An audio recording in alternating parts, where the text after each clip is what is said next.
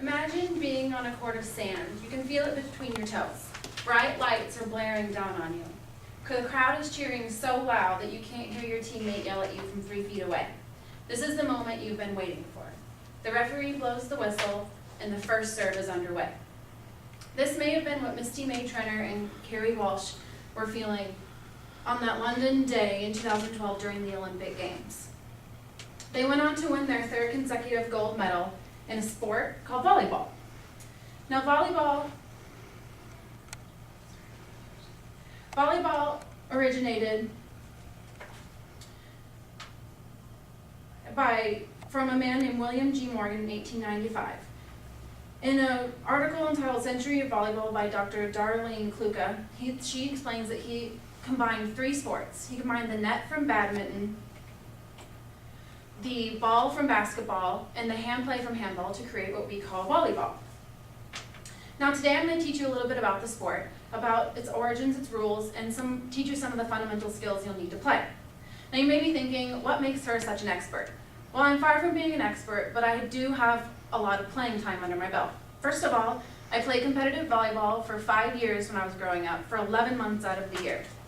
Secondly, I was a member of a 4-time state championship volleyball team while I was in high school, and I played under the tutelage of Coach Jerry Wadsworth Burna, who's one of the most celebrated coaches in Oklahoma history.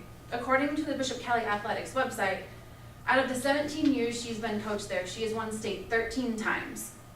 And her overall record is 679 wins, 92 losses, and 8 ties, which is amazing to say the least.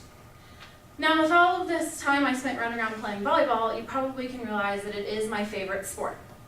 According to the website Volleyball Worldwide, 46 million Americans play the sport each year, and another 800 million play worldwide at least once a week. To play volleyball, you don't need a whole lot of equipment, but you do need 3 basic things. You need a court, which you can see on your handout. You need a net, which is at least 7 feet 4 inches tall for women's play. And you need a ball, which looks like this. There are certain rules when you're playing that you have to abide by. For instance, each team gets 6 players. There's 6 positions on the court, which are detailed on your sheet. 3 in the front row, and front row is designated by being in front of this 10-foot line, and 3 in the back row.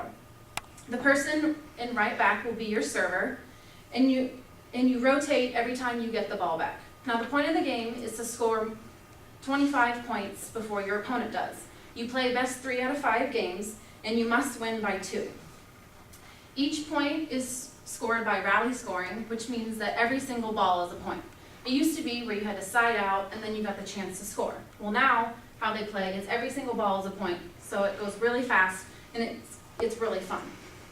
You only get 3 hits per side to kill the ball on your opponent. And what it means when you kill the ball is you ground the ball somewhere in their court. So there's 3 ways you can get a point for a kill. First of all, if the ball hits the court anywhere inside these boundaries, that's a point. If the ball hits on any of these boundary lines, that's also a point, because hitting the line is considered an in ball. And the 3rd way is if you go up to hit a ball and the other team goes up to block, if they tip it and it goes out of bounds without anybody else touching it, then that's a point for you also. However, if you ever hit the ball outside, that's a point for the other team. There are 2 referees to help keep the game running smoothly, and 2 line judges that are at diagonal ends of the court. These line judges are there to look for tip balls and to also look for balls that touch the line or go out of bounds. So now that you know the rules, I'll teach you a little bit about the fundamentals and the 4 main skills. I'm only going to really teach you about 3 of these skills, the 4th one being setting. Setting is a pretty hard skill to master. Usually there's about 1 or 2 girls on every team that are the designated setters. That's their only job. So the first skill you need to know is how to serve. Now serving is what puts the ball in motion. You have to, the right back person is the server, and you have to stand behind what's called the back line. It's that back boundary line. You can't step over the line until you've made contact with the ball. Now, to properly serve in competitive play, you want to learn how to do it overhand. So that's what I'm going to show you today. So to do it overhand, if you're right-handed, like I am, you would hold the ball out here in your left hand. When you're ready to serve, you're going to bring your elbow back, you're going to hit the ball, and you're going to hit it from behind. There's 3 main things you need to remember. First of all, you don't want to hit under, over. You want to make sure you make contact behind the ball. Second thing is, you want to make sure your palm is flat. No squishy palms, no fists, no anything like that. And thirdly, you want to make sure that your wrist stays stiff. No floppy hands. You want a nice stiff wrist because you want the ball to sail over the net. Now, when you're serving, the ball can hit the net and go over and still be okay. It just has to land inside the court. Now, the second skill I'm going to teach you is about passing. Passing, or bumping, as they used to call it, is a really essential skill. When somebody serves to you, the serve receiver or the passer needs to be able to take that ball and direct it right towards the setter so she can set the hitters up for a kill. So, to properly pass the ball, you want to make a fist with one of your hands. I use my left. And then what you're going to do is you're going to take your other hand and kind of wrap it around like you're holding hands with yourself. You want to make sure that you have a flat surface. Thanks, Lisa. Make sure you have a flat surface because if you don't, the ball will go off all wonky. You also want to make sure that your knees are bent, and when you pass the ball, your right foot wants to point where you want the ball to go. So, now that I've demonstrated that, can I get a volunteer to come up here and see if what I taught you worked? That's good. Okay, so you stand here, and I'm going to toss the ball to you. Okay. And remember when I taught you, try to get it back to me. Okay. Very nice. One more time. Very nice. Okay, so that third skill I was telling you about setting is something I'm not going to show you today, but that's where you want your pass to go. So the setter can set the ball up to your hit.